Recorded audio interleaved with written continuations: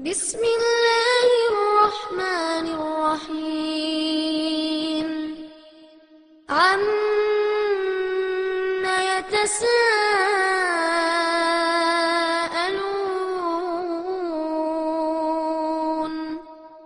عن النبأ العظيم الذي هم فيه مختلفون كلا سيعلمون ثم كلا سيعلمون ألم نجعل الأرض مهادا والجبال أوتادا وخلقناكم أزواجا وجعلنا نومكم سباتا وجعلنا الليل لباسا وجعلنا النهار معاشا. அஸ்ஸலாமு அலைக்கும் வரஹ்மத்துல்லாஹி வரகாத்துஹு. கண்ணியத்திற்கும் பெருமதிப்பிற்கும் உரிய எல்லாம் அல்ல அல்லாஹ் ஜல்ல ஷானஹு தஆலாவின் நல்லடியார்களே, அல்லாஹுடைய அளப்பெரும் கிருபையினால் அல்லாஹ் ஒருவனை மட்டுமே வணங்க வேண்டும், அவனுடைய தூதர் நபிகள் பெருமானார் ஸல்லல்லாஹு அலைஹி வஸல்லம் அவர்களை மட்டுமே பின்பற்ற வேண்டும் என்கிற சத்திய கருத்தை உலகத்திற்கு எடுத்துச் சொல்வதற்காக இந்த மாநாட்டினை நாம் நடத்தி கொண்டிருக்கிறோம். இந்த மாநாட்டிலே பெருகி வரும் பிரச்சனைகளுக்கு பெருமானாரிடமே தீர்வு உண்டு என்கிற தலைப்பு எனக்கு தரப்பட்டிருக்கிறது. இந்த நாட்டிலே, இந்த நாடு என்று சொல்வதை விட உலகளாவிய அளவிலே ஏராளமான பிரச்சனைகளை இன்று சமூகம் சந்தித்துக் கொண்டிருக்கிறது. பெரும் பெரும் அறிஞர்களால், சட்ட மேதைகளால், சட்டமன்றங்களிலும் நாடாளுமன்றங்களிலும் அதற்காக பிரத்யேகமாக சட்டங்கள் இயற்றப்பட்ட பிறகும் கூட சில தீமைகளை, சிலவற்றை சமூகத்திற்கு உகந்தது இல்லை, இது ஆபத்தானது என்று உணரக்கூடிய பல்வேறு விஷயங்களை ஒழித்து கட்ட வேண்டும் என்று விரும்புகிறார்கள், அதற்காக முயலுகிறார்கள். ஆனால் அதனால் எந்த விதமான பலனும் இல்லை என்று சொல்லி தோற்று போய் உட்கார்ந்திருக்கக்கூடிய காரியங்களை பார்க்கிறோம். எந்த ஒரு பிரச்சனைகளாக இருந்தாலும் அந்த பிரச்சனைகளை தீர்க்க வேண்டும் என்று ஒரு நாட்டை ஆளக்கூடியவர்கள் யோசிக்கிறார்கள். அப்படி யோசனை செய்து அவருடைய அறிவுக்கு உட்பட்டு அவர்கள் எடுக்கக்கூடிய முடிவுகள் எந்த அளவிற்கு அவர்களுக்கு பயனளித்திருக்கிறது, இதையெல்லாம் சற்று விரிவாக பேசுவதற்காகத்தான் இந்த தலைப்பு எனக்கு தரப்பட்டிருக்கிறது. உலகளாவிய அளவிலே பல்வேறு விதமான கொடுமைகளும் பிரச்சனைகளும் இருக்கின்றது. அதற்கு அல்லாஹுடைய தூதர் அவருடைய வாழ்க்கையில் எப்படிப்பட்ட தீர்வு இருக்கிறது என்பதை நாம் விளக்கி சொல்வதற்கு முன்பாக, நாம் வாழுகின்ற தமிழகத்திலே தற்போது நடைபெற்றுக் கொண்டிருக்கக்கூடிய மிகப்பெரிய ஒரு அரசியல் குழப்பத்தை துவக்கமாக சுருக்கமாக உங்களுக்கு முன் பதிவு செய்ய விரும்புகிறேன். இன்னைக்கு தமிழகத்தில் முதலமைச்சர் ஜெயலலிதா அவர்கள் மறைவுக்கு பின்னால் அந்த கட்சி இரண்டாக பிளவுபட்டு இரண்டு தலைமையின் கீழ் நாங்களா நீங்களா என்று சொல்லி மிகப்பெரிய அளவிலே ஒரு குடுமிப்பிடி சண்டை நடைபெற்றுக் கொண்டிருக்கிறது. நடைபெறுகின்ற சண்டைகளை எல்லா மக்களும் பார்த்து கொண்டிருக்கிறோம். சட்டமன்றத்திலே யார் அதிகமான மெஜாரிட்டியை எங்கள் பின்னால் தான் சட்டமன்ற உறுப்பினர்கள் இருக்கிறார்கள் என்று நிரூபிக்கிறார்களோ அவர்களுக்கு ஆட்சி. இந்த நேரத்தில் நாம் கவனிக்கக்கூடிய விஷயம் என்ன தெரியுமா? ஒரு கட்சியினுடைய மிக முக்கியமான தலைவர் மரணம் அடைந்து விட்டால் அடுத்த அந்த தலைமைக்கு யார் வருவார் என்று சொல்லி இது போன்ற கருத்து வேறுபாடு வருவது ஒரு விதர்ப்பமான விஷயம் அல்ல. அதெல்லாம் ஏற்படத்தான் செய்யும், அதெல்லாம் ஒத்துக்கொள்ளத்தான் செய்யணும். அப்படி வருகின்ற பொழுது எனது தலைமை தான் சரியான தலைமை என்று பேசுவதற்கு நீ நான் என்று போட்டி போடக்கூடியவர்கள் எதை மக்களுக்கு மத்தியிலே சொல்லுகிறார்கள் என்பதை நீங்கள் கவனிக்க வேண்டும். அதுவரைக்கும் சின்னமா என்று இதே முதலமைச்சர் இருந்தார். கட்சியினுடைய பொதுச் செயலாளராக ஆம் நாங்கள் ஏற்றுக்கொண்டோம் என்று இதே முதலமைச்சர் சொன்னார். அதற்கு பிறகு திடீரென்று அவருக்கு ஒரு ஞானம் பிறக்கிறது. எல்லாரும் டிவியை பார்த்துட்டு இருக்கிறான். பார்த்துட்டு இருக்கக்கூடிய நேரத்தில் திடீர்னு போயிட்டு மெரினால இருக்கக்கூடிய முதலமைச்சர் அடக்கம் செஞ்ச அந்த இடத்துல போயிட்டு உட்கார்ந்துக்கிட்டு அப்படியே ஒரு தியானத்தில் உட்கார்ந்துட்டார். ஒரு பயலுக்கு ஒண்ணுமே புரியல. அரை மணி நேரம் தமிழ்நாடு அப்படியே முடிச்சிட்டு இருக்கு. ஓபி எப்ப எழுந்திருப்பார், என்ன செஞ்சிட்டு இருக்கிறார் அப்படின்னு ஒரு நித்திய தியானத்தில் போய் உட்கார்ந்துட்டார். அதுக்குள்ள பார்த்தா மீடியா போய் குமியுது, காவல்துறை போய் குமியுது, பொதுமக்கள் போறாங்க. என்னன்னு தெரியலையே, எதையும் சொல்ல போறாரா அப்படின்னு சொல்லிட்டு ஒரு பெரிய சஸ்பென்ஸ், என்ன நடக்க போகுதுன்னு தெரியல. சரி எல்லாம் முடிச்ச வந்த, ஓகே அது கூட பரவாயில்லை. மீடியாக்களை சந்திச்சிங்க, அது கூட பரவாயில்லை. அப்படி சந்திக்கக்கூடிய நேரத்தில் எனக்கு ஒரு பெரிய நிர்பந்தம் ஏற்பட்டது அப்படின்னு காரணங்களை சொல்லுவது கூட பிரச்சனை இல்லை. இதையெல்லாம் சொல்றாரு, எனக்கு பெரிய நெருக்கடி ஏற்பட்டு போச்சு, இதெல்லாம் நானாக ராஜினாமா பண்ணல, அதனால திரும்ப மீட்டெடுக்க போறேன் வரேன் அப்படின்னு சொல்லிட்டு ஒரு பெரிய பூகம்பத்தை வெடிக்க செய்கிறார். என்ன சொன்னாரு, என் கூட அம்மாவுடைய ஆன்மா வந்து பேசிச்சுன்னாரு. மறைந்த ஜெயலலிதா இவரோடு வந்து ஆன்மால வந்து பேசினாங்களாம். இவரா வந்து இப்ப பேசலையா. மக்கள் நீங்க நம்பிக்கணுமா? 8 கோடி பேர் தமிழ்நாட்டில் இருக்கிறோம் என்று சொன்னால் எப்படி ஒரு கூமுட்டைகளாக நம்மை ஆக்குகிறார்கள் என்று பாருங்கள். இத்தனை மக்களுக்கும் தலைமை பொறுப்பு ஏற்றிருக்கிறோமே, எவ்வளவு கவனத்தோடு பேசணும் யோசித்து பார்த்தேன். முதலமைச்சர் அவங்க வழியில தான் நாங்கள் நடந்தோம், அந்த வழிக்கு நாங்கள் துரோகம் செய்ய விரும்பல. இது நேரடியாக பேசக்கூடிய பேச்சு. ஆன்மா வந்துச்சு தூண்டிச்சு அப்படின்னு சொன்னா ஏதோ மந்திர தந்திரத்தில் பேசுற பேச்சு போல, மிக ஒரு முதலமைச்சராக இருக்கக்கூடியவரெல்லாம் இப்படி பேசுவாரா என்று எள்ளி நகையாடக்கூடிய அளவிற்கு ஒரு காரணத்தை சொல்லுகிறார். அந்தமா அதே மாதிரி தான், நானாவா முதலமைச்சருக்கு கேட்கிறேன், எனக்கும் அது மாதிரி அவர் சொல்லிட்டார்ல அதே பந்த நானும் போடணும், அப்படி எனக்கும் ஒரு அந்தமா வந்து ஒரு உந்துதல். அதனால தான் சொல்றேன். அப்ப 2 பேரையுமே அந்த அம்மா தான் வந்து தள்ளி விடுது, போ 2 பேரும் போட்டி போடு. இதெல்லாம் மக்கள் பார்க்க மாட்டார்களா? கேலி கூத்தாக எண்ண மாட்டார்களா? அதை பற்றியெல்லாம் அவங்களுக்கு பெரிய கவலை இல்லை. ஒரு பதவிக்காக பிடிக்கின்ற சண்டை எந்த அளவிற்கு மிக மோசமாக இருக்கிறது என்று பாருங்கள். முதலமைச்சர் மரணிக்கிறார், ஜெயலலிதா மரணிக்கிறார். ஜெயலலிதா மறைவுக்கு பிறகு எல்லோரும் சேர்ந்து என்ன சொன்னார்கள்? ஒரே குரலில் என்ன சொன்னார்கள்?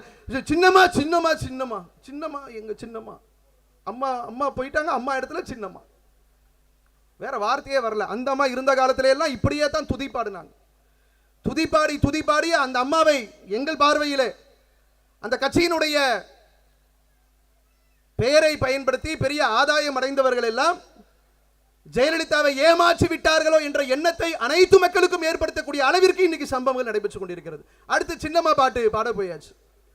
சரி, சின்னம்மா பாட்டுன்னு படிச்சீங்கல்ல, அவங்க தான் வரணும், அவங்களுக்கு தான் எல்லா விதமான உரிமையும் இருக்கு.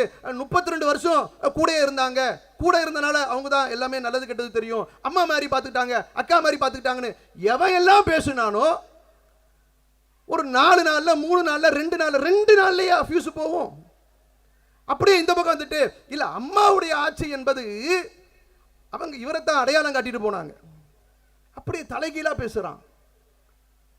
இதையெல்லாம் பார்க்கக்கூடிய நேரத்தில் நபிகள் நாயகம் ஸல்லல்லாஹு அலைஹி வஸல்லம் அவர்கள் சொன்ன அற்புதமான அந்த உபதேசங்கள் நம்முடைய கவனத்திற்கு வருகிறது. பதவிக்கு நீ அலையாத. இறை தூதரவர்கள் இந்த சமுதாயத்திற்கு செய்திருக்கக்கூடிய மிக முக்கியமான ஒரு உபதேசம், பதவிக்கு நீ தேடி போகாத. நபிகள் நாயகம் ஸல்லல்லாஹு அலைஹி வஸல்லம் அவரிடத்துல வந்து கேட்டாங்க, எங்களுக்கு பதவியை கொடுங்கன்னு கேட்டாங்க. கேட்டவர்களுக்கு பதவியை தர மாட்டேன் என்று சொன்னார்கள். நீ கேட்டு பெறாதே, நீ கேட்டு பெற்றால் படைத்தவனின் உதவி உனக்கு கிடைக்கவே கிடைக்காது. பதவி என்பதெல்லாம் பொறுப்பு என்பதெல்லாம் மக்களால் பார்த்து உனக்கு கொடுக்க வேண்டும். நீ போயிட்டு பிச்சை எடுக்க கூடாது. அதை அடைவதற்காக எட்டி பிடிப்பதற்காக எவன் தலையிலும் மிதிக்கலாம் என்று சொல்லி எண்ணம் வரக்கூடாது. இறை தூதரவர்கள் சொன்னார்கள். இன்று இறை தூதரவர்கள் சொன்ன பதவி விஷயத்தில், ஒரு தலைமைத்துவ விஷயத்தில் எப்படி நடந்து கொள்ள வேண்டும் என்பதற்கு ஒரு சிறந்த முன்னுதாரணமாக அல்லாஹ் ரப்பல் ஆலமீன் தமிழ்நாடு தௌஹீத் ஜமாத்தை வைத்திருக்கிறான். இந்த ஜமாத்தை வளர்த்தவர்கள், இந்த ஜமாத் இன்று 30 ஆண்டு காலமாக பல்வேறு விதமான அடக்குமுறைகளையும் எதிர்ப்புகளையும் விமர்சனங்களையும் பல்வேறு விதமான வெட்டுக்குத்துக்கள் அத்தனையும் எதிர்கொண்டு சத்தியத்தை இந்த மண்ணிலே நிலைநாட்டுவதற்காக போராடி கொண்டிருக்கக்கூடிய நேரத்திலே இதற்கு யார் துவக்கமாக இருந்தார்களோ, இதற்கு யார் மிக முக்கிய காரணியாக இருந்தார்களோ, சகோதரர் பிஜே அவர்கள் ஒரு காலத்திலே இந்த ஜமாத்தினுடைய தலைமை பொறுப்பிலே இருந்தார். இன்று அவருக்கு எந்த விதமான பொறுப்பும் இல்லை, பதவியும் இல்லை. சிந்தித்து பாருங்கள். இன்று ஒரு மாநாடை நாம் நடத்தி கொண்டிருக்கிறோம். நாங்கள் சவால் விட்டு சொல்லுகிறோம், அல்லாஹ் ரப்பல் ஆலமீன் எங்களுக்கு பேர் உதவி செய்திருக்கிறான். இது ஒரு மாவட்ட மாநாடு, ஆனால் பிறருக்கு இதுதான் மாநில மாநாடு. முடியாது. அல்லாஹ் எங்களுக்கு கொடுத்திருக்கக்கூடிய நம்பிக்கை, எங்கள் மீது மக்கள் வைத்திருக்கக்கூடிய நம்பிக்கை, அல்லாஹ் எங்களுக்கு கொடுத்திருக்கக்கூடிய இந்த உதவிகள், பேர் உதவிகளை எல்லாம் எந்த இயக்கங்களும் எட்டி பிடிக்கவில்லை. அப்படிப்பட்ட நிலையிலே இவ்வளவு பெரிய ஜமாத்தை வளர்த்திருக்கிறோம், இத்தனை லட்சோப மக்களை உண்டாக்கி விட்டோம். எங்க பார்த்தாலும் மர்கஸ், சொந்த மர்கஸ். இந்த ஜமாத் 2004 தமுமுகவை விட்டு விலகி வரக்கூடிய நேரத்திலே ஒதுங்குவதற்கு, ஆலோசனை செய்வதற்கு அன்று சம்சுலுவா இருக்கட்டும், சகோதரர் பிஜேவா இருக்கட்டும், எம்எஸ் ஆக இருக்கட்டும், முக்கிய தலைவர்கள் ஒதுங்கி பேசுவதற்கு கூட இடம் கிடையாது. இன்னைக்கு பார்த்தோம் என்று சொன்னால் ஆயிரக்கணக்கான மர்கஸ்களை கொண்ட மிகப்பெரிய ஜமாத்தாக வளர்த்தெடுத்த பிறகு ஒதுங்கி ஒதுங்கி போறாங்க தலைவர்கள் எல்லாம். சின்ன சின்ன பையனெல்லாம் ஜமாத்துல தலைவர். அல்தாஃபியை பார்த்து கேட்டார்கள் ஒரு பத்திரிகையாளர் சந்திப்பிலே. எல்லாம் முடிஞ்சது, படபடன்னு பேசினாரு, பேட்டியை முடிச்சாரு. நீங்க இந்த ஜமாத்திலே என்னவா இருக்கிறீங்க? நான் தான் இந்த அமைப்பினுடைய மாநில தலைவர் என்று சொன்னார். சொன்ன உடனே உட்கார்ந்துருக்கிறவங்க ஷாக் ஆகி போயிட்டான். மாநில தலைவர் என்றால் அப்போ சகோதரர் ஜெயினுலாபுதீன் அவங்க இப்ப எந்த பொறுப்புலையுமே இல்லையே. பொறுப்பில் இல்லாமல் இந்த அமைப்பை விட்டு ஒன்றுமில்லாமல் ஒதுங்கி இருக்கக்கூடிய ஒரு ஜமாத்தா? இறை தூதரவர்கள் அப்படித்தான் எங்களுக்கு பாடம் எடுத்திருக்கிறார்கள். இந்த உலகத்தினுடைய பதவி சுகங்களுக்கு ஆசைப்படக்கூடாது என்று சொன்னார்கள். அது இறைவன் கொடுக்கக்கூடிய நேரத்திலே அதை நீங்கள் சரியான முறையிலே செயல்படுத்துங்கள் என்று சொன்னார்கள். அதை நாங்கள் செய்து கொண்டிருக்கிறோம். அல்லாஹ் அதனால இருக்கின்ற இயக்கங்களிலேயே இந்த ஜமாத்திற்கு பேர் உதவிகளை செய்து கொண்டிருக்கிறான். சரி, நாட்டில் இருக்கக்கூடிய வெவ்வேறு விவகாரத்துக்கு வருவோம். நிறைய பிரச்சனை நாட்டிலே இருக்குதுங்க. அதை தீர்ப்பதற்காக பல்வேறு விதமான திட்டங்களும் போடப்படுகிறது. உதாரணத்திற்கு ஒன்றை சொல்வதாக இருந்தால், காலம் காலமாக பிறப்பின் அடிப்படையிலே தாழ்த்தப்பட்டவர்கள் என்று சொல்லி இந்த நாட்டிலே தாழ்த்தப்பட்ட சமூகம் என்கிற பெயரிலே தலித் மக்கள்களையும் பழங்குடியின மக்களையும் மிகப்பெரிய அளவிலே நசுக்கக்கூடிய வேலைகளை இன்றைய மேல் சாதியினர் செய்து கொண்டிருக்கிறார்கள். பெரிய ஒரு கொடுமை. மனிதர்களை மனிதர்களாக பாவிக்க மாட்டார்கள். நீ பிறப்பின் அடிப்படையிலே தாழ்த்தப்பட்டவன், உனக்கு சமுதாயத்தில் அந்தஸ்து கிடையாது, எங்களுக்கு நீ சமமானவன் கிடையாது. அதான் அந்த ஏற்றத்தாழ்வு. எதன் அடிப்படையிலே பேசுகிறார்கள்? தங்கள் மனம் போன போக்கிலே இதை சொல்லுகிறார்களா? கிடையாது. அவருடைய வேத புத்தகம் சொல்லுகிறது, இந்து மனு தர்ம நூல் சொல்லுகிறது, கிருஷ்ண பகவான் சொல்லிவிட்டார், நாங்கள் சொல்லவில்லை, கடவுளே சொல்லிவிட்டார். வர்ணாசிரமம் இருக்கிறது. சனாதன தர்மம் என்பது இதுதான். மனிதர்களை தாழ்த்தப்பட்டவர்களாக, அடிமைகளாக நடத்துவது என்பதுதான் இந்து மத தர்மம். அதிலே அவரே வர்ணத்தை பூசிவிட்டார். கடவுளுடைய தலையிலே பிறந்தவன் உயர்ந்தவன், காலிலே பிறந்தவன் தாழ்த்தப்பட்டவன். நீங்கள் எல்லாம் தாழ்த்தப்பட்ட பிறப்பு. சமூகத்திலே உங்களுக்கு எந்த விதமான உயர்வும் கிடையாது, அந்தஸ்தும் கிடையாது. ரொம்ப நசுக்கப்பட்டாங்க தாழ்த்தப்பட்ட சமுதாய மக்கள். அவர்களால் ஒரு அடிப்படை உரிமைகளை பெற முடியல. ஒரு தேநீர் விடுதிக்கு சென்று எல்லோரை போலவும் அவர்களால் தேநீர் பருக முடியல. இரட்டை குவளை, எல்லா மக்களுக்கும் ஒரு குவளை டம்ளர். தாழ்த்தப்பட்டவன் என்று சொன்னால் நீ பிறப்பிலே தாழ்ந்தவன், போடா, உனக்கு ஒரு குவளை. சிரட்டையை கொடுப்பாங்க, அதில் தான் நீ குடிச்சிட்டு போகணும். தெருவிலே நடமாட முடியாது, புத்தாடை அணிய முடியாது, படிப்பு பெற முடியாது, அவருடைய வேத புத்தகங்களை கற்க முடியாது, அவருடைய வழிபாட்டு தளத்திற்குள்ளே பிரவேசிக்க முடியாது, திருமணம் முடிக்க முடியாது. எத்தனை விதமான சடங்கு சம்பிரதாயங்கள். ஒரு சமூகம் இன்றும் அடிமைப்பட்ட சமூகமாக இருக்கிறது. எத்தனை பிரச்சனையை பேசுறோம் நாட்டில். அங்க பிரச்சனை, இங்க பிரச்சனை, பூலோக பிரச்சனை, வானளவிய பிரச்சனை, விஞ்ஞான பிரச்சனை எல்லாம் பேசுறோமே. மனுஷனா நடத்துறதுக்கு நீ என்ன நடவடிக்கை எடுத்தியோ அதுல என்ன நீ பலன் அடைஞ்சிருக்கிற? தீண்டாமை ஒழிப்பு சட்டம் போட்டீங்க, தீண்டாமையை ஒழிச்சிட்டீங்களா? தாழ்த்தப்பட்ட மக்களுக்கு இடஒதுக்கீடு கொடுத்தால் படிப்பு கிடைக்கும், வேலை கிடைக்கும், அவன் அந்தஸ்து உயரும் என்று சொன்னீர்கள். உயர்ந்தார்களா? என் இன மக்கள் இன்றும் அடிமைகளாகத்தானே இருக்கிறார்கள். அவர்கள் தாழ்த்தப்பட்ட இனத்திலே பிறந்தார்கள் என்று சொல்லி எத்தனை விதமான கொடுமைகள், கொடூரங்கள் அரங்கேறி கொண்டிருக்கிறது. சாதாரண விஷயம் அது. அரியலூர் மாவட்டத்திலே நந்தினி என்கிற ஒரு பெண் கொடூரமான முறையில் கொல்லப்பட்டால் ஊடகங்கள் எல்லாம் 70 நாட்களுக்கு மேலாக அப்போலோ மருத்துவமனையை சுற்றி கொண்டிருந்தது. அதற்கு பிறகு ஜல்லிக்கட்டு பிரச்சனை, பொங்கலுக்கு பிறகு ஜல்லிக்கட்டு பிரச்சனை வந்துட்டீங்க. ஜல்லிக்கட்டு பிரச்சனைகளுக்கு பிறகு தமிழகத்தில் நடைபெறுகின்ற சண்டைகளை படம் பிடித்து காட்டுறீங்க. என் சகோதரி கொடூரமான முறையில் கொல்லப்பட்டாலே இந்து முன்னணி அமைப்பு நாங்கள் தான் தேசியவாதி, நாங்கள் தான் தேசப்பற்றாளர், நீங்கள் எல்லாம் தேச துரோகி என்று சொல்லி இந்த நாட்டிலே இஸ்லாமிய சமூகத்திற்கு எதிராக, தாழ்த்தப்பட்ட சமூகத்திற்கு எதிராக வெறியூட்டி கொண்டிருக்கிறார்களே இந்துத்துவ பயங்கரவாதிகள். அப்படிப்பட்ட ஒரு இந்துத்துவ பயங்கரவாதியால் என் சகோதரி கொடூரமான முறையில் கொல்லப்பட்டாலே 16 வயசு புள்ள, அப்பன் கிடையாது, படிப்பு கிடையாது, குடும்ப வறுமை, தாழ்த்தப்பட்ட இனம். என்ன பண்ணினீங்க? அவளுக்கு ஆசை வார்த்தை காட்டி அவளுடைய வயிற்றிலே நீங்கள் கருவை கொடுத்தீர்கள். ஒரு சிசுவை கொடுத்துட்ட, வயசு 16, வயிற்றுல குழந்தையை சுமக்கிறா. செஞ்சது யாரு? இந்து முன்னணி அமைப்பினுடைய நிர்வாகி செய்யறான்.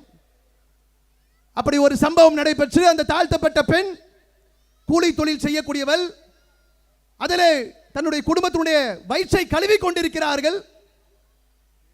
அந்த கொடூரத்தை செய்துவிட்டு பிறகு கர்ப்பமான பிறகு எனக்கு வாழ்க்கை கொடு என்று கேட்ட நேரத்தில் நந்தினிக்கு ஏற்பட்ட நிலை என்ன?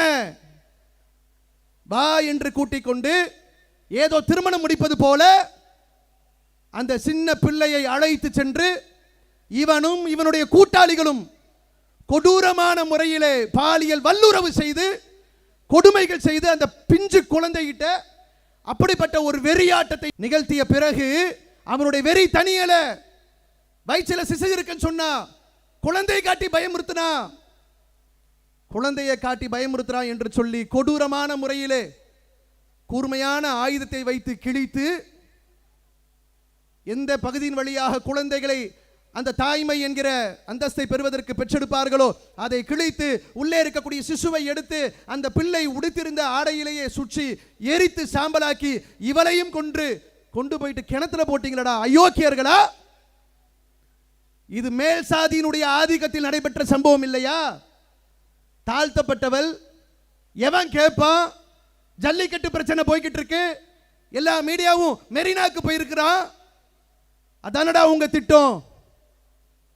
தாழ்த்தப்பட்ட ஒரு பிள்ளை உயிரை இழந்திருக்கிறாளே, அந்த குடும்பம் நிர்கதியாய் நிற்கிறதே. அப்படிப்பட்ட ஒரு கொடூரம் அவளுடைய பிறப்பு தாழ்த்தப்பட்ட பிறப்பு என்று சொல்லி நடைபெறவில்லையா? தலித்து குழந்தைகள் வட மாநிலங்களிலே தலித்து 2 குழந்தைகள் தலித்துக்கு பிறந்தார்கள் என்கிற பெயரிலே வீட்டோடு வைத்து கொளுத்தப்பட்டார்களே. தலித் என்பதற்காக என்னடா பாவம் பண்ணாங்க? பிறப்பின் அடிப்படையிலே அந்த பிள்ளை தானாக தீர்மானித்து வருகிறதா? நான் உயர்ந்த சாதி, நான் தாழ்ந்த சாதி என்று சொல்லி தேர்ந்தெடுக்கிறதா? கொடூரம் இல்லையா? கொல்லக்கூடிய நேரத்திலே, கொளுத்தக்கூடிய நேரத்திலே சற்று கூட ஈவு இரக்கம் இருக்காதா? குஜராத் எந்த மோடியை பிடிச்சாங்களோ அந்த குஜராத்திலே உனா என்கிற ஒரு பகுதி இருக்கிறது. அந்த பகுதியிலே சென்ற ஆண்டு செத்து போன மாட்டினுடைய தோலை உரித்தார்கள் என்று சொல்லி ஒரு கொடூர வேட்டை நடத்தப்பட்டது.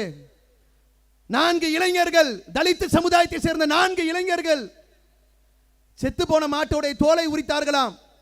உத்தரப்பிரதேச மாநிலத்தில் அஹ்லாக் என்கிற ஒரு முஸ்லிமை மாட்டின் பெயரை சொல்லி கொடூரமாக கொலை செய்த கும்பல், வெறி கொண்ட கும்பல், ஆதிக்க சக்தி தலித் என்பதற்காக அந்த 4 இளைஞர்களையும் மிக கொடூரமான முறையிலே கட்டி வைத்து அந்த காட்சிகள் எல்லாம் சமூக வலைத்தளங்களில் வந்தது, பார்க்க முடியல. அதே போன்று ஏராளமான முஸ்லிம்கள் மாட்டின் பெயரால் கொடூரம் செய்யப்பட்டார்கள். நமக்கும் முஸ்லிமுக்கும் நமக்கும் இந்துத்துவ சக்திக்கும் நடைபெறுகின்ற பிரச்சனை என்பது வேற. என் தாழ்த்தப்பட்ட சமுதாயத்திற்கு எதிராக நீ செய்த இந்த கொடூரம் எதற்காக? அவன் பிறப்பால் தாழ்த்தப்பட்டவன். குஜராத் மாநிலத்திலே அவர்கள் தாழ்த்தப்பட்ட சமூகத்திலே சமர் என்கிற குலத்திலே பிறந்தவர்கள். சமர் என்கிற குலம் என்பது ஆண்டாண்டு காலமாக செத்து போன மாட்டினுடைய, அழுகி போன மாட்டினுடைய தோலை உரிப்பதுதான் அந்த குலத்தொழில். இந்த அயோக்கியர்கள் தாழ்த்தப்பட்டவர்கள் என்பதற்காக உயிரோடு உள்ள மாட்டை இவர்கள் கொன்றுவிட்டார்கள், அதனுடைய தோலை உரிக்கிறார்கள் என்று சொல்லி மனிதர்களுடைய தோலை உரித்தீர்களடா. ஒரு பக்கம் பார்த்தோம் என்று சொன்னால் ஜல்லிக்கட்டுக்கான போராட்டம். ஜல்லிக்கட்டில் எங்கள் காளை எப்படிப்பட்ட காளை என்று சொன்னால் 2 கொம்பு சிங்கம் என்று பேசுகிறார்கள். இல்லப்பா அது காளை தான், காளை இல்ல அது சிங்கம், 2 கொம்பு உள்ள சிங்கம்னு சொல்றாங்க. இப்ப மாடை மாடாக பார்க்க மாட்டோம், அதை விட மேலான நிலையில் பார்ப்போம் என்று பேசக்கூடியவர்கள் நந்தினியை மாட்டை விட மோசமாக பார்க்கிறார்கள். அந்த தலித் சகோதரர்களை மோசமாக பார்க்கிறார்கள். ரோஹித் வெமுலா நிறைய பேருக்கு தெரியாது. ஹைதராபாத்தில் படிச்சிட்டு இருந்த ஒரு ஏழை குடும்பத்தை சேர்ந்த ஒரு தலித் மாணவன். பாரதிய ஜனதா கட்சியில் ஏபிவிபி என்ற பெயரிலே மாணவர் அமைப்பை வைத்திருக்கிறார்கள். அந்த மாணவர் அமைப்பின் மூலமாக அவன் தலித் என்பதற்காக அவனுக்கு ஏராளமான கொடுமைகள் நிகழ்த்தப்படுகிறது, கொடூரங்கள் நிகழ்த்தப்படுகிறது. மனதால் அவனை மிகப்பெரிய உளைச்சலுக்கு ஆளாக்குகிறார்கள். ஒரு கட்டத்திலே இனி இந்த ஆதி சாதிகளுக்கு எதிராக நம்மால் ஜெயிக்க முடியாது, வாழ முடியாது, உயிரை மாய்த்துக் கொள்வோம் என்று சொல்லி இறந்து போனானே, தற்கொலை செய்து கொண்டானே ரோஹித் வெமுலா. இந்த நாட்டிலே எத்தனை ரோஹித் வெமுலா, எத்தனை நந்தினி, எத்தனை கொடூரங்கள். என்னடான்னு கேட்டா பிறப்பால அவங்க எல்லாம் தாழ்த்தப்பட்டவங்க, நாங்கெல்லாம் உயர்ந்தவங்க. உயர்ந்தவன் தாழ்ந்தவன் என்று பாகுபாடு காட்டி சமூகத்தை அழைத்து கொண்டிருக்கிறார்கள். தீண்டாமைக்கு எதிராக சட்டம் போட்டார்கள், ஒன்றும் பயன் இல்லை. பல்வேறு விதமான நடவடிக்கை, எந்த விதமான பயனும் இல்லை. இந்த சமுதாயத்தை பாருங்கள். படைத்தவனை ஏற்றுக்கொண்டிருக்கக்கூடிய இஸ்லாமிய சமூகத்தை பாருங்கள். இந்த சமுதாயத்தில் இங்க உட்கார்ந்து இருக்கக்கூடிய அத்தனை பேரும் பாரம்பரிய முஸ்லிம்களா, அரபு நாட்டு இறக்குமதிகளா? கிடையவே கிடையாது.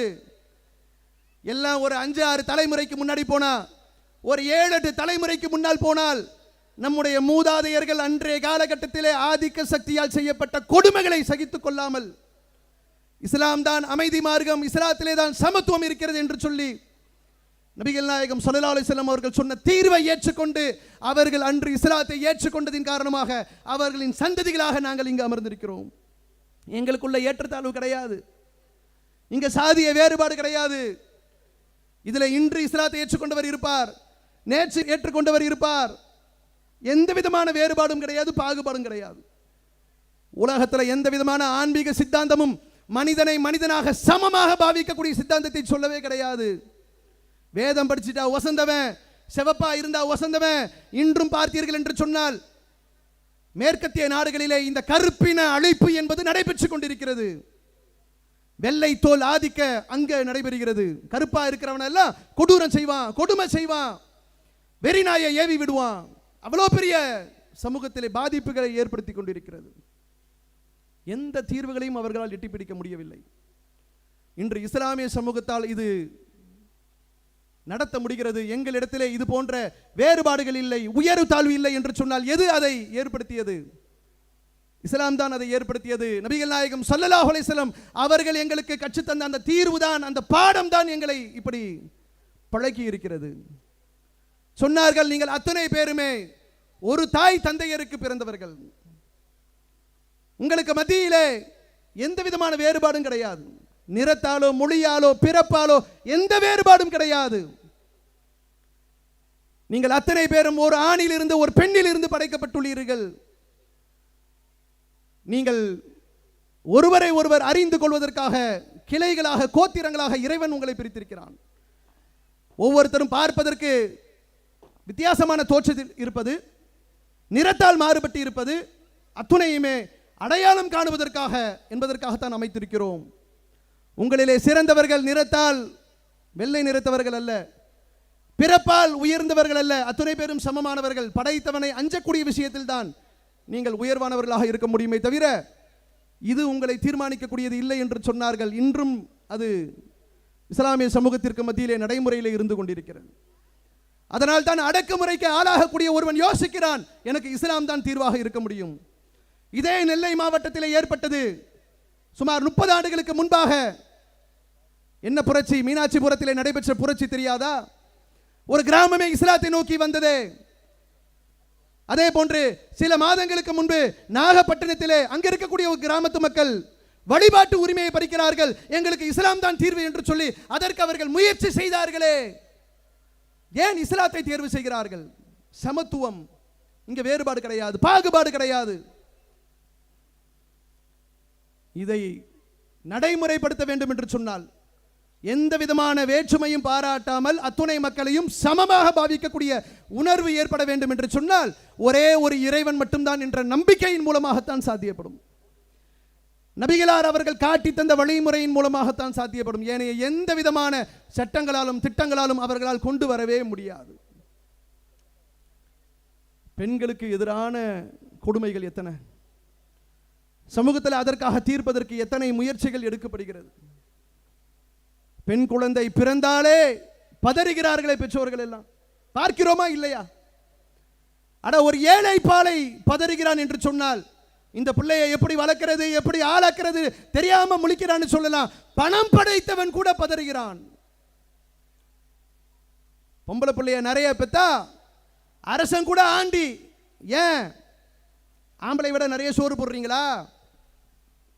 ஆம்பளை விட நிறைய படிக்க வைக்கிறீங்களா? அப்படிலாம் படிக்க வைக்கிறாங்க. பொம்பளை பிள்ளை என்று சொன்னால் பெண் பிள்ளையை ஆண் பிள்ளையை விட அதிகமாக சீராட்டி பாராட்டி வளர்க்கக்கூடிய அந்த வளர்ப்பெல்லாம் எல்லா சமூகங்களிலுமே இருக்கிறது. அவ்வளோ ஒரு பாசம் பொம்பளை பிள்ளைனா. ஆனால் பெற்ற உடனேயே ஒரு கவலை வருகிறது. உன்னை பெத்துட்டோமே, உன்னை எப்படி வளர்க்க போறோம்? உனக்கு நாங்கள் நல்ல உடையை கொடுத்துட முடியும், எங்கள் சக்திக்கு உட்பட்டு நல்ல படிப்பை கொடுக்க முடியும், நல்லபடியாக வளர்க்க முடியும். ஆனால் கல்யாணம் என்று வருகிற பொழுது உனக்கு எப்படி நாங்கள் காரியம் நடத்துறது, அந்த கல்யாணத்தை செஞ்சு வைக்கிறது? அன்னைக்கு உள்ள காலகட்டத்திற்கு உன்னுடைய ரேட் எப்படின்னு எனக்கு தெரியாது. மாப்பிளைக்கு எவ்வளவு விலை கொடுப்பது என்று எங்களுக்கு தெரியாது. பயம் இருக்கிறதா இல்லையா? அரசாங்கத்தில் திட்டங்களை போடுகிறார்கள். என்ன திட்டமா? குழந்தை பிறந்த உடனேயே நிறைய இன்சூரன்ஸ் கம்பெனிக்காரங்களை பார்க்கலாம். பெண் குழந்தை பிறந்தால் பெண் குழந்தை பிறந்த உடனேயே உங்களுக்கு ஒரு ஸ்கீம் இருக்கு. அந்த ஸ்கீமில் நீங்கள் சேர்ந்துட்டீங்கன்னு சொன்னா அந்த குழந்தை அப்படியே வளர வளர வளர அந்த பிள்ளைக்காக நீங்கள் எடுத்திருக்கக்கூடிய அந்த காப்பீடும் அப்படியே வளர்ந்து கொண்டு கல்யாணம் பண்ணக்கூடிய நேரத்தில் உங்களுக்கு ஒரு பெரிய தொகை வரும். 5 லட்சம் ரூபாய்க்கு பாலிசி இருக்கு, 10 லட்சம் ரூபாய்க்கு பாலிசி இருக்கு. ஏண்டா பாலிசி? இதெல்லாம் ஒரு பாலிசியா? பெண்களை திருமணம் முடிக்கக்கூடிய நேரத்தில் வியாபாரம் செய்கிறார்களே, அவளும் ஒரு மனுஷி தானே, அவளுக்கும் உணர்வு இருக்குமா இல்லையா? தாய் தகப்பன் சம்பாதிச்சிருக்கக்கூடிய அவனுடைய சொத்துக்களை எல்லாம், வீடு வாசல்களை எல்லாம், வசதி வாய்ப்புகளை எல்லாம் இழந்து பெற்றவர்கள் தெருவில் வந்து உட்கார்ந்து நமக்கென்று ஒரு வாழ்க்கை கொடுக்கிறார்களே என்று சொல்லி அவள் நொந்து கொள்ள மாட்டாளா? எவனுமே யோசிக்க மாட்டேன்றானே. படித்தவனும் அப்படித்தான் இருக்கிறான், படிக்காதவனும் அப்படித்தான் இருக்கிறான். அவன் அவனுடைய வசதி வாய்ப்புக்கு ஏற்ப ரேட்டு ஃபிக்ஸ் பண்றான். கல்யாணம் வந்து உட்கார்ந்த உடனேயே பிள்ளை நல்லா இருக்கா, படிச்சிருக்கா, நல்ல குடும்பமா, நல்ல கோத்திரமா, அதனுடைய தன்மைகள் எப்படி, அந்த குடும்பத்தினுடைய நடவடிக்கை எப்படி, அதையெல்லாம் தாண்டி என்ன தருவீங்க? இதை பேசுறதுக்குன்னு 4 பேரை கூட்டிட்டு போவான். சம்பந்தம் பேசுற இடத்துல உனக்கெல்லாம் சரியா பேச தெரியாது, நாங்க வரோம். எவ்வளவு பெரிய அக்கிரமம், பெண் இனத்திற்கு எதிராக எவ்வளவு பெரிய கொடுமை அது. கல்யாணம் முடிச்சு கொடுத்த பிறகு அவ்வளவு சிரமப்பட்டு கல்யாண வாழ்க்கை அடைந்த பிறகு சரி சிரமப்பட்டுட்டோம், கடன் பட்டுட்டோம், பிள்ளைக்கு கல்யாணத்தை முடிச்சு கொடுத்துட்டோம், இதுக்கு பிறகு நல்லா இருந்த போதும் என்று நிம்மதியாக இருக்க முடியுதா? நிம்மதியாக இருக்க முடியலையே. அவளுக்கு கர்ப்பம் உண்டாகிடுச்சுன்னு சொன்னா அடுத்தடுத்து சீரு அது இதுன்னு சொல்லிட்டு எவ்வளவு இந்த சமுதாயத்திலும் இருக்கேங்க. முஸ்லிம்கள் செய்யலன்னு சொல்ல முடியுமா? சீர் வரிசைன்ற பேர்ல குழந்தை பிறந்தால், பெண் குழந்தையா இருந்தால் அதுக்கு ஒண்ணு, ஆம்பளை பிள்ளையா இருந்தால் அதுக்கு ஒண்ணு என்று அந்த குழந்தை வளர வளர வளர அந்த பெண்ணினுடைய குடும்பத்தார்கள் பிள்ளையை திருமணம் முடிச்சு கொடுத்தாங்களே, அவங்களுடைய வாப்பா உம்மா பிச்சை எடுக்கிற நிலைமைக்கு வருகிறார்களே. பள்ளிவாசல பாருங்க, குமரி காரியமா வந்திருக்கிறேன், குமரி காரியமா வந்திருக்கேன்னு சொல்லிட்டு கண்ணீரோடு பிள்ளையை பெற்றெடுத்தவர்கள் வந்து நிற்கிறாங்களே. ஒரு மனசாட்சி இல்ல, ஒரு உறுத்தல் இல்ல. எல்லா சமூகங்களிலுமே வரதட்சணை என்பது தலைவிரித்து ஆடுகிறது. வரதட்சணை ஒழிப்பு சட்டம், டவுரி பிரிவென்டிவ் ஆக்ட் எல்லாம் வச்சிருக்கிறான். டௌரியை ஒழிக்கிறதுக்கு சட்டம் இருக்கு. 7 வருஷம் தண்டனை கொடுத்துருவேன். நான் கேட்கிறேன், வரதட்சணை வாங்கி கல்யாணம் முடிக்கிற அத்தனை பேரும் 7 வருஷம் கம்பி என்றானா? நீ எல்லாம் அப்படி சட்டத்தை வச்சுக்கிட்டு, அந்த மாதிரி சட்டத்துறை நிபுணர்களை வச்சுக்கிட்டு, நீதிபதிகளை வச்சுக்கிட்டு இந்த நாட்டில் நிர்வாகம் பண்றியா? எல்லாத்திலையும் ஓட்டம் இருக்கு. தப்பு செஞ்சவன் வெளியில வரதுக்கு சட்டத்தில் ஓட்டம் இருக்கு. தண்டிக்கப்படுறது கிடையாது. கண்ணீரோடு அவளுடைய வாழ்க்கை கொடுமை, பெரிய கொடுமை. உம்மா வாப்பா கிட்ட எந்த கஷ்டத்தையும் அனுபவிக்காமல் வளர்ந்த சிட்டுக்குருவி மாதிரி வளர்ந்திருப்பா. கல்யாணம் முடிச்சு போன பிறகு எல்லாமே கொடுமை தான். ஏச்சுக்கள் பேச்சுக்கள். என்னத்தவன் அப்பம் கொடுத்துட்டான். மானம் கெட்டவர்களா வாங்குறதையும் வாங்கிக்கிட்டு வக்கனையா சாப்பிட்டுட்டு உன் அப்பா என்னத்தை பெருசா கொடுத்துட்டான். அங்க கொடுத்த மாதிரி கொடுத்தானா, இங்க கொடுத்த மாதிரி கொடுத்தானா? என்ன சட்டம் போட்டீங்க, என்ன திட்டம் போட்டீங்க, ஒழிச்சிட்டீங்களா? இங்க பாருங்க, எங்களுடைய கொள்கை சொந்தங்கள் கூடி இருக்கிறார்கள். இத்தனை ஆயிரம் மக்கள் குழுமி இருக்கிறார்கள். தௌஹீதை 30 ஆண்டு காலமாக சொல்லி அல்லாஹ்வுக்கு பயந்து காசு பணம் எங்களுக்கு பிடிக்கும், பணத்தின் மீது எங்களுக்கு ஆசை இருக்கு. நாங்கள் பண ஆசை துறந்தவர்கள் கிடையாது, துறவரத்தை நேசிக்கக்கூடியவர்கள் கிடையாது. அதில் எங்களுக்கு இன்பம் இருக்கிறது. இருந்த போதும் நாளை மறுமையிலே எங்களை படைத்தவனுக்கு நாங்கள் பதில் சொல்ல வேண்டும் என்கிற அச்சத்தோடு இந்த கொள்கை கூட்டம் எப்படி உருவாகி இருக்கிறது என்று சொன்னால், எத்தனை லட்சங்களை கொடுத்தாலும், எத்தனை கோடியை எங்களுக்கு திருமணத்தின் போது கொடுத்தாலும் எட்டி உதைக்கக்கூடிய சமுதாயத்தை உருவாக்கி இருக்கிறோம். எப்படிப்பட்ட ஒரு புரட்சிங்க இது! இறை தூதரவர்கள் கற்றுத்தந்த பாடம். அவர்கள் சொன்னார்கள், உங்களுக்கு நீங்க திருமணம் முடிக்கக்கூடிய அந்த வாழ்க்கை துணை இருக்கிறது, குர்ஆனுடைய வசனம் பேசுகிறது. நீங்கள் அமைதி பெறுவதற்காக, ஆண்களை பார்த்து இறைவன் பேசுகிறான், நீங்கள் அமைதி பெறுவதற்காக உங்களிலிருந்து உங்களுக்கு இறைவன் வாழ்க்கை துணையை தந்திருக்கிறான். இது இறைவனுடைய சான்று என்று சொல்லப்படுகிறது. அப்படிப்பட்ட பெண்களை நீங்கள் திருமணம் முடிக்கக்கூடிய நேரத்திலே, மனைவி என்கிற ஒரு அந்தஸ்தை அவர்களுக்கு கொடுக்கக்கூடிய நேரத்திலே, திருமணம் முடிக்கக்கூடிய பெண்களுக்கு அவர்கள் ஒரு ஒரு விலை மதிப்பு நிறைந்தவர்கள். அவர்களுக்கு நீங்கள் மகரு கொடுங்க, மனக்கொடை கொடுங்க, கொடுத்து திருமணம் முடிங்க. உலகத்தில் பெண்களுக்கு கொடுத்து மன வாழ்க்கையை ஏற்படுத்திக் கொள் என்று சொல்லி உலகத்தில் எவனுமே சொல்லல. இறை தூதரவர்கள் சொன்னார்கள், கொடுத்துத்தான் முடிக்க வேண்டும். அங்கிருந்து சொல்லி காசு பெறக்கூடாது. நாங்க பெற மாட்டோம். இஸ்லாமிய சமூகத்தில் நாங்கள் இந்த கொள்கையை, தௌஹீத் ஜமாத்தில் இருக்கக்கூடிய எவரும், ஒரு உறுப்பினர் கூட, இத்தனை லட்சம் மக்கள் உறுப்பினர் கொண்ட ஜமாத், ஒரு பைசாவை நாங்கள் பெற மாட்டோம். ஏன்? இறை தூதரவர்கள் எங்களுக்கு சொல்லி இருக்கிறார்கள். தீர்வு இஸ்லாத்தில் மட்டும்தான் இருக்கு. நபிகள் நாயகம் ஸல்லல்லாஹு அலைஹி வஸல்லம் அவர்கள் காட்டி தந்த வழிமுறையில் மட்டும்தான் இருக்கு. அந்த திருமணம் எளிமையாக நடத்தப்பட வேண்டும். அந்த திருமணத்திற்கு என்று பெண் வீட்டார் சல்லி பைசா செலவு செய்யக்கூடாது. குழந்தை அந்த பெண் ஈன்றெடுக்கக்கூடிய நேரத்தில் அதற்கான செலவுகள், எல்லா போக்குவரத்தும் அந்த கணவனுக்குத்தான் சேர்ந்தது. கணவன் தான் பார்க்கணும். சக்தி இருந்தால் கல்யாணம் முடி, சக்தி இல்லைன்னு சொன்னால் கல்யாணத்தை விட்டுட்டு நோன்பு வச்சுட்டு போ என்று சொல்லக்கூடிய மார்க்கம். உனக்கு பருவம் வந்து திருமணம் முடிக்கணும் என்ற நிலை வருகிற பொழுது நிர்வாகம் பண்ண முடியும். ஒரு பொண்டாட்டியை வச்சு அவளுக்கு என்னால் நான் என்ன சாப்பிட்றேனோ அதை கொடுக்க முடியும் என்று சக்தி இருந்தா வாடா, இல்லாட்டி போடா என்று சொல்லக்கூடிய மார்க்கம் இஸ்லாம். அப்ப எங்க வரதட்சணை வரும்? ஏன் பெண் கொடுமை வருது? ஏன் ஸ்டவ் வெடிக்குது? படிக்கட்டில் நின்னா தவறி விழுந்தா என்று ஏன் பெண்களாக மட்டும் கொல்லப்படுகிறார்கள்? தற்கொலை அதெல்லாம் விபத்தா? அது ஸ்டவ் வெடிக்கிறதெல்லாம் விபத்தா? கிடையாது. திட்டமிட்டு நடைபெறுகின்ற கொலைகள், அது அத்தனையும் வரதட்சணை என்கிற பெயரால் நடைபெறுகின்ற கொடூரங்கள். நபிகள் நாயகம் ஸல்லல்லாஹு அலைஹி வஸல்லம் அவர்கள் காட்டி தந்த அந்த தீர்வின் வழியாக சமூகம் கண்கூடாக நன்மைகளை அனுபவித்துக் கொண்டிருக்கிறது, பார்க்கிறோம். ஏராளமான குற்றங்கள் நாட்டில் பெருகிக் கொண்டே போகுது. கொஞ்ச நெஞ்ச குற்ற செயல்கள் அல்ல. அதிலும் குறிப்பாக பெண்களுக்கு எதிராக நடைபெறுகின்ற பாலியல் குற்றங்கள் இருக்கிறது, அது ஏராளம். தினசரி பாருங்க, ஒரு செய்தி நடைபெற்றுக் கொண்டே இருக்கிறது. பெண்களுக்கு எதிராக அங்க ஒரு பாலியல் வன்முறை நடந்தது, வல்லுறவு நடந்தது, கும்பலாக கேங் ரேப், ஒரு பெண்ணை கூட்டாக சேர்ந்து கற்பழித்தார்கள். எத்தனை சம்பவங்கள் நாட்டிலே நடைபெற்றுக் கொண்டிருக்கிறது. ரோந்து பணிக்கு இரவு காவல்துறை போடுறான், கட்டுப்படுத்த முடியல. அது மாதிரி குற்றம் செய்யக்கூடியவர்களுக்கு தண்டனை கொடுக்கிறேன்னு சொல்றான், ஒண்ணு கட்டுப்படுத்த முடியல. குற்றங்கள் என்பது பெருகிக் கொண்டே இருக்கிறது, ஏராளமான குற்றங்கள். நான் சொல்லுவது பெண்களுக்கு எதிராக நடைபெறுகின்ற குற்ற சம்பவங்கள் நடைபெறுகிறதா இல்லையா?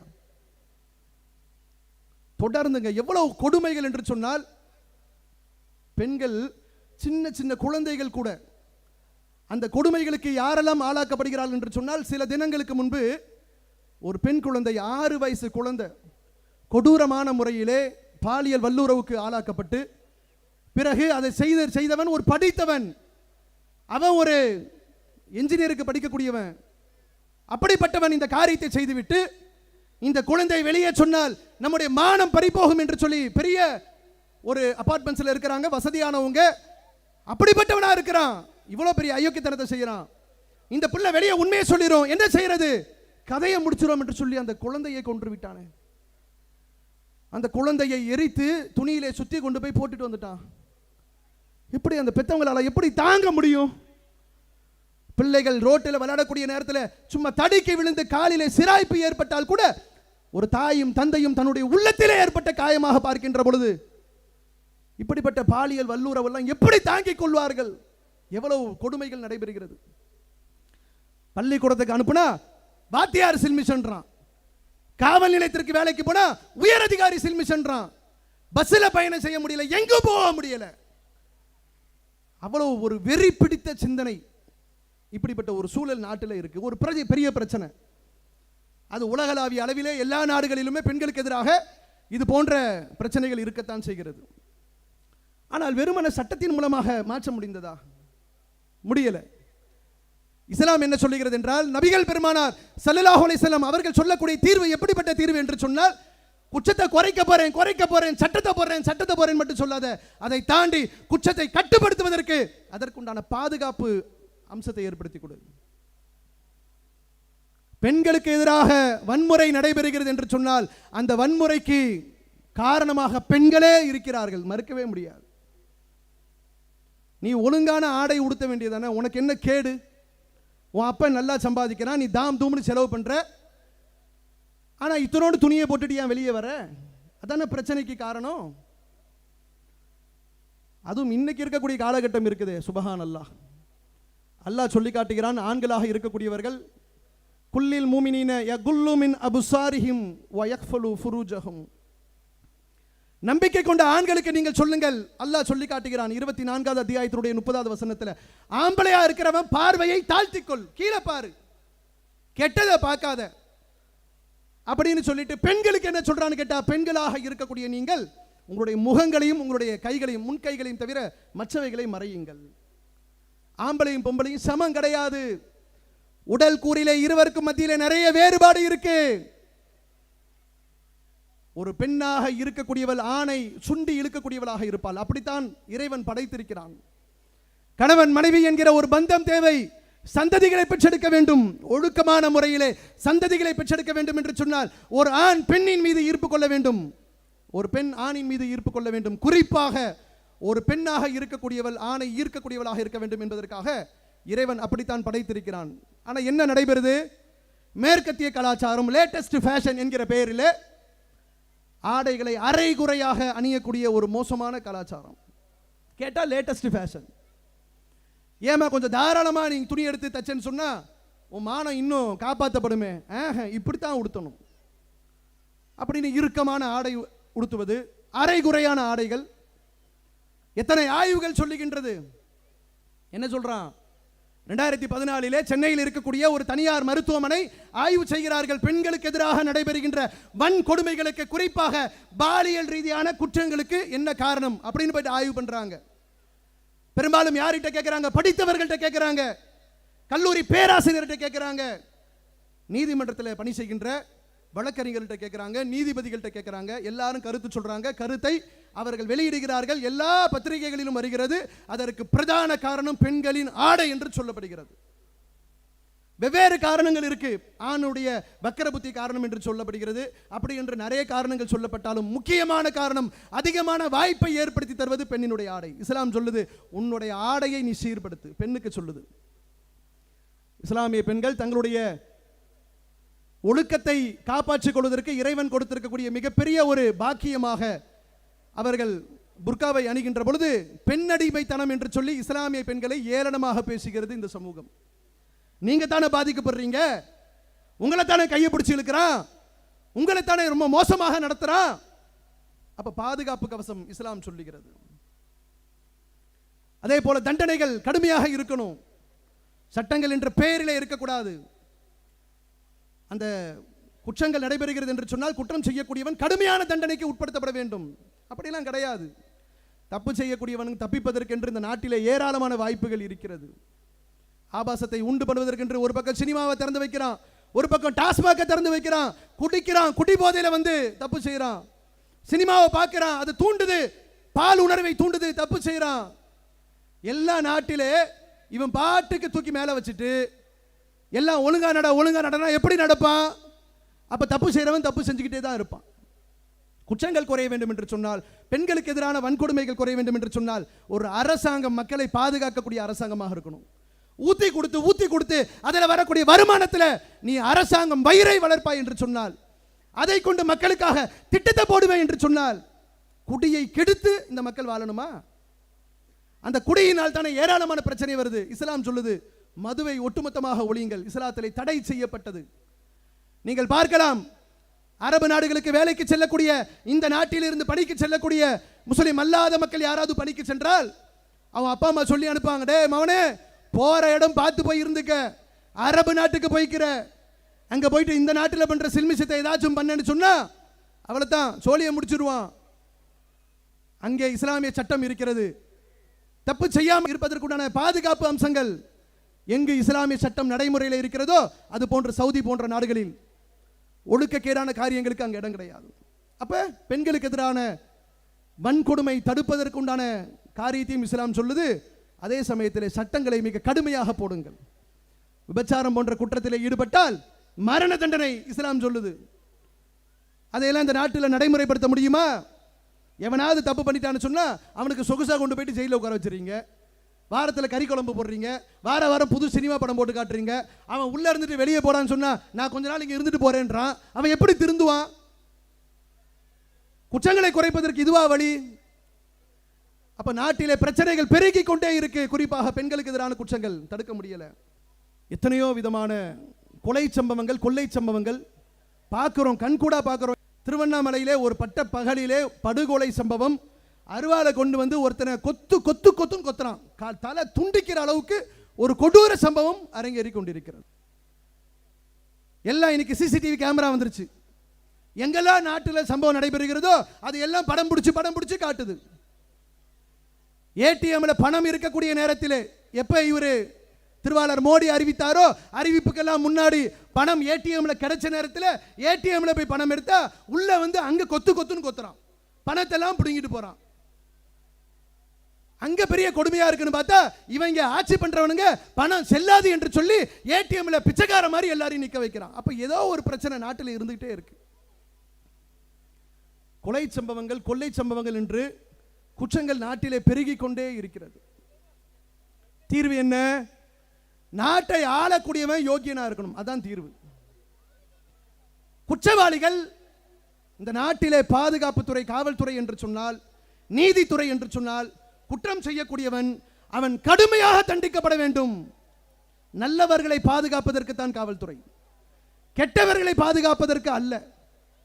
ஆனால் சாபக்கேடு என்ன தெரியுமா? நம்முடைய நாட்டிலே கெட்டவர்களுக்கு பெரிய அதிகாரிகளுக்கு மத்தியிலே, காவல்துறை அதிகாரிகளுக்கு மத்தியிலே, அவன் கொலைக்காரனா இருந்தா, கொள்ளக்காரனா இருந்தா, நகை திருட்டு செய்யறவனா இருந்தா, தப்பான தொழில் செய்யக்கூடியவனா இருந்தா, அவனுக்கெல்லாம் பெரிய செல்வாக்கு இருக்குங்க. ஒரு சாமானியன் தான் போலீஸ் ஸ்டேஷனுக்குள்ள போறதுக்கு தொட நடுங்குறான், உள்ள போக பயப்படுறான். அவனுக்கு ஏதாவது ஒரு பிரச்சனை ஸ்டேஷனுக்குள்ள போனான்னு சொன்னா, என்னையா என்ன வந்திருக்க? ஐயா இப்படி பண்ணிட்டாங்க, அப்படி பண்ணிட்டாங்க, அடிச்சிட்டான், பிடிச்சிட்டான், ஓ பெட்டிஷன் எழுதி கொடுத்துட்டு போயா. நாயை விரட்டுற மாதிரி விரட்டுவாங்க இந்த காக்கி சட்டை போட்டவர்கள். இவங்கெல்லாம் இந்த நாட்டில் காவல்துறை, நாட்டை பாதுகாக்கக்கூடிய துறை. எப்படிப்பட்ட மோசமான செயல்களில் காவல்துறை ஈடுபடுகிறது. கெட்டவர்களுக்கெல்லாம் சலாம் போடக்கூடிய காவல்துறை, நல்லவர்களை எப்படி நடத்துவாங்க? என்னவோ பயங்கரவாதி மாதிரி நடத்துவாங்க. முஸ்லீம்னு சொன்னா யோ வருது புகாரு, தமிழ்நாடு தௌஹீத் ஜமாத்திற்கு நிறைய புகார்கள் வருகின்றது. சில மாவட்டங்களிலே பாஸ்போர்ட் பதிவு செய்கின்ற பொழுது அந்த பாஸ்போர்ட்டை பெறக்கூடிய நேரத்தில் வெரிஃபிகேஷனுக்காக வருவாங்க, விசாரணைக்காக வருவார்கள். அது நடைமுறை, அதில் பிரச்சனை இல்லை. அந்த நடைமுறையின் பொழுது என்ன சொல்லப்படுகிறது என்றால், நீ என்ன ஐஎஸ்ஐஎஸ்ல இருக்கியா? மதுரை மாவட்டத்தில் கேட்கிறான். காக்கி சட்டை போட்டு இருக்கக்கூடிய சில கருப்பாடுகள் கேட்கிறது, நீ என்ன ஐஎஸ்ஐஎஸ்ல இருக்கிறியா? அல்கைதால இருக்கியா? ஏண்டா அல்கைதால இருந்தா உங்ககிட்ட வந்து பாஸ்போர்ட்டை தேடிக்கிட்டு வெளிநாட்டில் போயிட்டு அந்த கொளுத்துற வெயில போயிட்டு வேலையாடா பாப்பா கேட்கிற காக்கி சட்டையை போட்டுட்டு. அப்படிப்பட்ட கெட்டவர்கள் சமூகத்திலே, சமூக தீமை கேடுகளிலே ஈடுபடக்கூடியவர்கள், டாஸ்மாக் கடை நடத்தக்கூடியவர்கள், அவங்க வீட்டு கல்யாணத்தில் உயர் அதிகாரி போய் கலந்துக்கிறாரு. நாளைக்கு அவனால எனக்கு பாதிப்பு என்று சொன்னால் நீ எப்படா நடவடிக்கை எடுப்ப? குற்றங்கள் பெறுகிறது என்று சொன்னால் காக்கக்கூடியவர்கள் அதுக்கேற்ற தகுதியுடையவர்களாக இருக்க வேண்டும். மக்களை பாதுகாப்பதுதான் எங்களுடைய இலக்கு. குறிப்பாக நல்ல மக்களை பாதுகாப்பது. கெட்டவர்கள் காவல்துறையை பார்த்து, காக்கி சட்டையை பார்த்து பயப்படுவது அப்படி செய்ய. ஜல்லிக்கட்டுக்காக போராட்டம் நடத்துறா, உள்ள இறங்கி விளாசி தள்ளுற, அவன் உனக்கு எதிராக வன்முறை பண்ணானா? ஜல்லிக்கட்டுக்கும் இஸ்லாத்திற்கும் என்ன பார்வை? தௌஹீத் ஜமாத்துடைய பார்வை என்ன? அது தனி போராட்டம். தமிழக மக்கள் செய்த போராட்டம், அதுல ஒரு கோரிக்கை வைக்கிறான்னு சொன்னா ஏத்துக்க மறுத்துக்க, அது உன் அதிகாரத்தில் உள்ளது. போராட்டத்தில் வந்து உட்கார்ந்து இருந்தவன் 1 மணி நேரம் உட்கார்ந்துக்கிறோம், 2 மணி நேரம் உட்கார்ந்துக்கிறோம், 7 நாள் அனுமதி கொடுத்துட்டீங்க, கொஞ்ச நேரம் கொடுங்க, கலைஞ்சு போயிடுறோம், அதெல்லாம் முடியாது. அடிச்சு விரட்டுறான். வாகனத்தை தீ வைக்கிறார்கள், கடைகளுக்கு தீ வைக்கிறார்கள், வன்முறை சம்பவங்கள் அத்தனையும் செய்துவிட்டு அப்பதானே நாளைக்கு கணக்கு காட்ட முடியும். ஏன் தடியடி நடத்தின, ஏன் கல் எறிஞ்ச, ஏன் பாட்டில விட்ட அப்படின்னு கேட்டா இதெல்லாம் பத்தி எறிஞ்சது, எங்களுடைய காவல் நிலையம் பத்தி எறிந்தது, கணக்கு காட்டணும்ல, அவனே கொடுத்துறான். ஒரு காவல்துறை அதிகாரிகள் இப்படி செய்தால் நாட்டு மக்கள் எப்படி இந்த சட்டத்தை மதிப்பார்கள்? எவ்வளவு பெரிய உயர்ந்த அந்தஸ்துல காவல்துறையை மக்கள் பார்க்கிறார்கள். ஆனால் கீழ்த்தரமான காரியத்தை காவல்துறை செய்கிறது. குற்றங்கள் பெறுவதற்கு நாட்டை பாதுகாக்கக்கூடிய கவசமாக இருக்கக்கூடிய பாதுகாப்பு துறையில் இருக்கக்கூடிய ஓட்டைகள் தான் காரணமாக இருக்கிறது. அதிகாரிகள் என்று சொன்னால் அவர்கள் அதற்குரிய தகுதியோடு நடப்பார்கள் என்று பார்க்கின்ற பொழுது தகுதிகளை பார்க்க முடியல. தருமபுரி மாவட்டம் தெரியுதா? அங்க அரூர்னு ஒரு பகுதி இருக்கு. அந்த அரூர் என்கிற ஊருக்கு அருகாமையிலே வாச்சாத்தி என்கிற ஒரு கிராமம் இருக்கிறது. அங்கே 1992 நடைபெற்ற கொடூரம் என்ன தெரியுமா? அங்கே எல்லாம் பழங்குடியின மக்கள் வாழ்ந்து கொண்டிருக்கிறார்கள். அந்த கிராமத்திற்குள்ளே வனத்துறை அதிகாரி போகிறாங்க. 150க்கு மேற்பட்ட வனத்துறை அதிகாரி போகிறார்கள். 108 காவல்துறை அதிகாரி போகிறாங்க. வருவாய்த்துறை அதிகாரிகள் செல்கிறார்கள். 92 நடைபெற்ற இந்த கொடூர சம்பவத்தினுடைய நோக்கம் என்ன தெரியுமா? அங்கே இருக்கக்கூடிய பழங்குடியின மக்கள் எல்லாம் சந்தனத்தை கடத்தி விற்பனை செய்கிறார்கள் என்று சொல்லி இந்த நாட்டை பாதுகாக்கக்கூடிய வனத்துறை, காவல்துறை எல்லாம் உள்ளே செல்கிறது. சட்டவிரோதமாக மர கடத்தலில் ஈடுபட்டார்கள் என்று சொன்னால் சட்டத்தின்படி தண்டிப்பதில் எந்த விதமான ஆட்சேபனையும் இல்லை. ஆனால் நடைபெற்ற சம்பவம் என்ன தெரியுமா? அவர்கள் உள்ளே நுழைந்தார்கள். சந்தன மரம் எதுவும் கடத்தப்படவில்லை. அத்தனை மக்களுமே மலைவாழ் மக்கள், பழங்குடியின மக்கள். இவர்களை சின்ன பின்னமாக ஆக்கிறோம் என்று சொன்னால் கேட்கிறதுக்கு நாதி இல்லை. வனத்துறை இங்கே தான் இருக்கு, வருவாய்த்துறை இங்கே தான் இருக்கு, காவல்துறை இங்கே தான் இருக்கு என்று சொல்லி வெறியாட்டம் போடுகிறார்கள். அந்த கிராமத்து மக்களை எல்லாம் ஊருக்கு நடுவிலே கொண்டு வந்து கட்டி வைத்து இரும்பு கம்பிகளால் அடித்து நைய புடைக்கிறார்கள். சந்தனமும் இல்லை, மரமும் இல்லை, கொள்ளையும் போல ஒரு அசம்பாவிதம் நடக்கல. ஆனால் வெறியாட்டத்தை போடுகிறார்கள். அந்த கிராம மக்கள் மீது மிகப்பெரிய கொடூரத்தை அரங்கேற்றுகிறார்கள். அரங்கேற்றியதோடு விட்டார்களா? பெண்களை பார்க்கிறார்கள். அந்த பழங்குடியின பெண்களை, ஏறத்தாழ 18 பெண்களை கொடூரமான முறையிலே பாலியல் பலாத்காரம் செய்கிறார்கள். இவெல்லாம் அதிகாரி, நாட்டை பாதுகாக்கக்கூடியவன். தெரியாது உங்க லட்சணம்.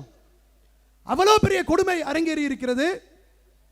அப்படிப்பட்ட கொடுமையை கேட்கின்ற பொழுதே ஒரு இனம், தாழ்த்தப்பட்ட இனம், பழங்குடியின மக்கள் என்று சொன்னால் இப்படிப்பட்ட நரவேட்டை நடைபெறுமா? எப்படிப்பட்ட நாடு? 21ஆம் நூற்றாண்டிலே, ஜனநாயக நாட்டிலே, சட்டத்தின்படி ஆட்சி நடைபெறுகின்ற நாட்டிலே அதிகாரம் பெற்றிருக்கக்கூடிய அதிகாரிகள் இவ்வளவு பெரிய கொடூரத்தில் ஈடுபடுறான். ஈடுபட்டா ரொம்ப சௌகரியமா 2011 தீர்ப்பு சொல்லப்படுது. 270 பேர் மேலே வழக்குகள் பதிவு செய்யப்பட்டால் அதுல நிறைய பேர் செத்து போயிட்டான். 20 வருஷம் விசாரணை பண்ணா எவன்டா தாங்குவான்? அப்ப நாட்டில் அதிகாரத்துறை என்பது எப்படி இருக்கு பாருங்க. குற்றங்களை குறைப்பதற்கு காவல்துறை, குற்றங்களை கட்டுப்படுத்துவதற்கு, குற்றவாளிகளை தண்டிப்பதற்கு நீதித்துறை. ஆனா அதிகாரத்தில் இருக்கக்கூடியவர்கள் அதிகார துஷ்பிரயோகம் செய்கிறார்கள். குற்றங்கள் எப்படி குறையும்? இது மாதிரியான ஒரு ஈன செயலில் ஈடுபடக்கூடியவர்கள் எப்படி இந்த நாட்டை பாதுகாக்கக்கூடியவர்களாக இருப்பார்கள்? இஸ்லாம் சொல்லுகிறது, நபிகள் நாயகம் ஸல்லல்லாஹு அலைஹி வஸல்லம் அவர்கள் அதற்கும் அழகான தீர்வை சொல்லுகிறார்கள். ஆட்சி செய்யக்கூடியவன், ஒரு அதிகாரத்தை பெறக்கூடியவன் எப்படி இருக்க வேண்டும் என்று சொன்னால் மக்களை எல்லாம் அரவணைக்கக்கூடியவனாக இருக்க வேண்டும். இறை தூதரவர்கள் இதை தன்னுடைய வாழ்க்கையிலும் தங்களுடைய வாழ்க்கையிலும் கடைபிடித்தார்கள். தங்கள் தோழர்களுக்கும் ஆட்சியாளர்களுக்கும் அதையே சொன்னார்கள். பல பகுதிகளுக்கு அவர்கள் ஆளுநரை அனுப்பினார்கள். அப்படி அனுப்பக்கூடிய நேரத்தில் அவர்கள் அறிவுரை சொல்லுவார்கள், தம் தோழர்களுக்கு சொல்லுவார்கள். அரபு தீபகற்பத்தினுடைய மிகப்பெரிய ஆட்சி தலைமை நபிகள் நாயகத்தினுடைய கைகளிலே இருக்கிறது. பல ஆளுநர்கள் பல பகுதிகளுக்கு அனுப்பப்படுகிறார்கள். அப்படி அனுப்பப்படக்கூடிய நேரத்திலே தம் தோழர்களுக்கு சொல்லுகிறார்கள், நீங்கள் செல்லக்கூடிய இடத்திலே புதிய இடம், நமக்கு ஆட்சி கிடைத்திருக்கிறது, அந்த மக்களிடையே நீங்கள் மென்மையாக நடந்து கொள்ளுங்கள், அந்த மக்களிடையே நீங்கள் எளிமையான முறையிலே நீங்கள் அந்த மக்களை நடத்துங்கள், அந்த மக்களை நீங்கள் சிரமப்படுத்தாதீங்க, தோழமை பாராட்டுங்கள், அவர்கள் விஷயத்தில் நீங்கள் கருணையோடு நடந்து கொள்ளுங்கள் என்று சொல்லி நபிகள் பெருமானார் ஸல்லல்லாஹு அலைஹி வஸல்லம் அவர்கள் அற்புதமான அறிவுரை சொல்லுகிறார்கள். அதிகாரத்தில் இருக்கக்கூடியவன் மக்களை அரவணைக்கக்கூடியவனாக இருக்க வேண்டும். அதே சமயத்திலே ஒரு தீமை நடைபெறுகின்ற பொழுது, ஒரு குற்றம் நடைபெறுகின்ற பொழுது அதில் எந்த விதமான சமரசமும் இல்லாமல், எந்த விதமான கைக்கூலிகளையும் பெறாமல் நீதியோடும் நேர்மையுடனும் அதற்கு நடக்கக்கூடியவனாக இருக்க வேண்டும். நடந்து காட்டினார்கள். சட்டங்களை இயற்றக்கூடிய நேரத்திலே அதிலே நீதியை நிலைநாட்டுவதில் நபிகள் நாயகம் ஸல்லல்லாஹு அலைஹி வஸல்லம் அந்த புரட்சியாளரை அடிப்பதற்கு உலகத்தில் எந்த தலைவனுமே கிடையாது. அப்படிப்பட்ட ஒரு ஆட்சி முறை. யார் குற்றம் செய்தாலும், தன்னை சார்ந்தவர்கள் குற்றம் செய்தாலும் இறைவனுடைய சட்டத்தை அமுல்படுத்தக்கூடிய நேரத்தில் அதிலே சமத்துவம், பாரபட்சம் காட்ட மாட்டாங்க. சில நேரங்களிலே அப்படிப்பட்ட நிலைமை ஏற்படுகிறது. உயர்ந்த குலத்தை சேர்ந்தவர்களுக்கு தண்டனை கொடுக்கக்கூடிய நேரத்தில் வேணா விட்டுருங்க என்று பரிந்துரைகள் வருகிறது. இவர்கள் சாதாரணவர்கள் கிடையாது, பெரிய உயர்ந்த குலத்தில் சேர்ந்தவர்கள். நபிகள் நாயகம் ஸல்லல்லாஹு அலைஹி வஸல்லம் அவங்க சொன்னாங்க, உயர்ந்த குலத்தில் உள்ளவர்கள் என்பதற்காக சட்டத்திலே சமரசம் செய்ய சொல்லுகிறீர்களா? முன் வாழ்ந்த சமுதாயம், இதற்கு முன் வாழ்ந்த சமுதாயம் அழிந்து போனதெல்லாம் இதனால தான். போலீஸ்காரனா நீதியை கடைப்பிடி, வருவாய் துறையா நீதியை கடைப்பிடி, நீதித்துறையா நீதியை கடைப்பிடி, அதுக்கு தான் உனக்கு நீதிபதினு பேர் வச்சிருக்கிறான். வரிசையா நீதிபதி பார்த்தா லஞ்ச வழக்கில் பிடிபடுறான். ஒரு குற்றம் நடைபெறுகிறது, 50 வருஷம் கழிச்சு தீர்ப்பு சொல்றான், எதுக்கு நீதிபதி? இறை தூதரவர்கள் சொல்லுகிறார்கள், முன் வாழ்ந்த சமுதாயம் அழிந்து போனதற்கு என்ன காரணம் என்று சொன்னால், தீர்ப்பு வழங்கக்கூடிய நேரத்தில் ஆளை பார்த்து தீர்ப்பு கொடுப்பான். இவன் வேண்டியவன், வேண்டப்படாதவன், இவன் வசதியானவன், இவன் வசதி குறைஞ்சவன், அதனால் தான் சமுதாயம் அழிந்தது என்று சொல்லி நபிகள் நாயகம் ஸல்லல்லாஹு அலைஹி வஸல்லம் அவர்கள் சொன்னார்கள். அவர்களும் வாழ்ந்து காட்டினார்கள், சமூகத்திற்கும் எச்சரிக்கை செய்தார்கள். நீங்கள் நீதி செலுத்தக்கூடிய நேரத்திலே உங்கள் தாயாக இருந்தாலும், தந்தையாக இருந்தாலும், உச்சராக இருந்தாலும், உறவினராக இருந்தாலும் நீதி செலுத்தக்கூடிய நேரத்திலே உங்களுடைய விருப்பு வெறுப்பை தூக்கி வைத்து விட வேண்டும். அதெல்லாம் இருக்கணும். ஆட்சியாளர்களுக்கு அப்படிப்பட்ட உன்னதமான பண்பு வந்தால் மாத்திரம்தான் இந்த நாட்டிலே பெருகக்கூடிய பிரச்சனைகளுக்கு தீர்வுகள் ஏற்படும். அத்தனை பிரச்சனைகளுக்கும் தீர்வுகளை நபிகள் நாயகம் ஸல்லல்லாஹு அலைஹி வஸல்லம் அவர்கள் அற்புதமான முறையிலே நமக்கு கற்றுத் தந்திருக்கிறார்கள். அந்த தீர்வுகள் மாத்திரம்தான் உலகத்திலே சந்திக்கக்கூடிய அத்துணை பிரச்சனைகளுக்கும் தீர்வாக இருக்கும். இஸ்லாம் தான் அதற்கு அற்புதமான வழியை காட்டியிருக்கிறது. நபிகள் நாயகம் ஸல்லல்லாஹு அலைஹி வஸல்லம் அவர்கள் இஸ்லாத்தின் மூலமாக சொல்லப்பட்ட தீர்வுகள் மாத்திரமே இந்த உலகிலே பெருகக்கூடிய அத்துணை பிரச்சனைகளுக்கும் தீர்வை ஏற்படுத்தும் என்று கூறி நிறைவு செய்கின்றேன். வாஹிரு தவானா அல்ஹம்துலில்லாஹி ரப்பில் ஆலமீன். அல்லாஹ்